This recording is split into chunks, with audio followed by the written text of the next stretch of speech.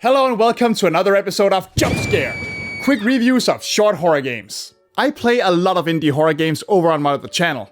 I just find it super fun to see what small teams and single developers with limited resources yet unlimited imaginations can do. And today we're not going to any abandoned amusement parks, haunted mansions, creepy cemeteries, or anything like that.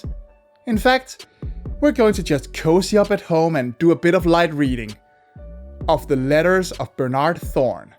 After an incident where he fell down the stairs, elderly Vietnam War vet and wheelchair user Bernard Thorne is alone for the night, waiting for his newly moved-in son Andrew and his family to come home from their respective work shifts and camping trips. But Bernard is plagued by memories and worries about his past and the events that led to his current state.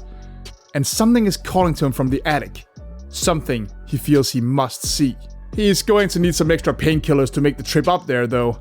And that's going to be easier said than done if the horrors lurking in the house have anything to say about it. The Letters of Bernard Thorne is, at first glance, another single-location first-person exploration game, very similar to Korean Linguistics Lab's earlier game Love Sam. It's just you, alone in your own home, learning about the player character through notes and letters scattered all over the place, watching things warp around you as the horrors make themselves known. But it is so much bigger than Love Sam ever got and quite a bit more unique in how you explore it as well. Forget about the ratty little one-room apartment. Bernard has done pretty well for himself in life, and he lives in a big old house full of all the mobility aids a wheelchair user his age needs to live comfortably. They just tend to get a bit cluttered by the mildly, accidentally inconsiderate new tenants, requiring you to do some creative problem solving to get around. You know the term tank controls? Well, in this game that's about as literal as it gets. Bernard moves slowly and somewhat clunkily to navigate through his house, and he can't do many mundane things quite as easily as most other horror game protagonists. It elevates the game above what some people derisively refer to as a walking simulator, but it's not just there for the sake of being different. He's in a wheelchair, so getting around has its own challenges. He's an electrician, so he has certain tools he uses to fix things.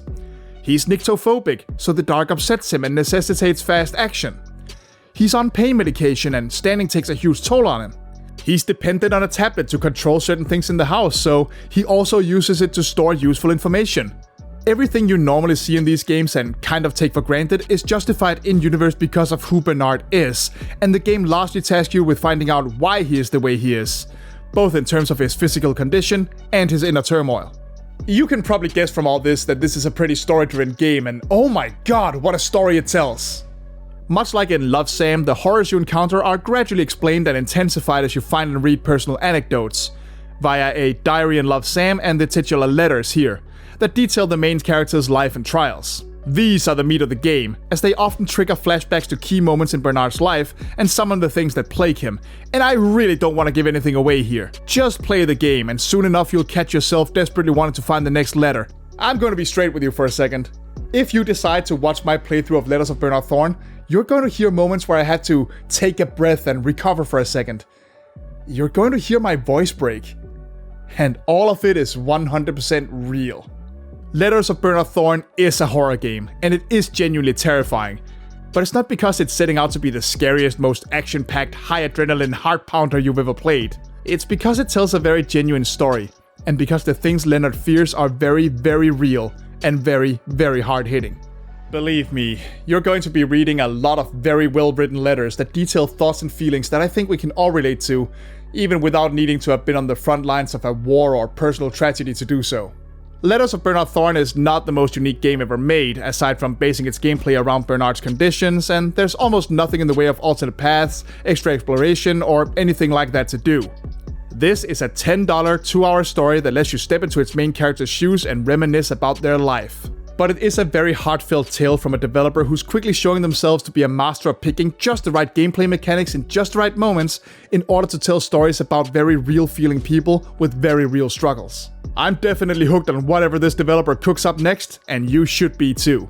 And that's it for this episode of JUMPSCARE. If you'd like to watch me play the game, you can either click the card in this video or check the link in the description below. And while you're down there, don't forget to click the like button and subscribe for more short spooks in the future. See you in the next one, folks, and bye-bye.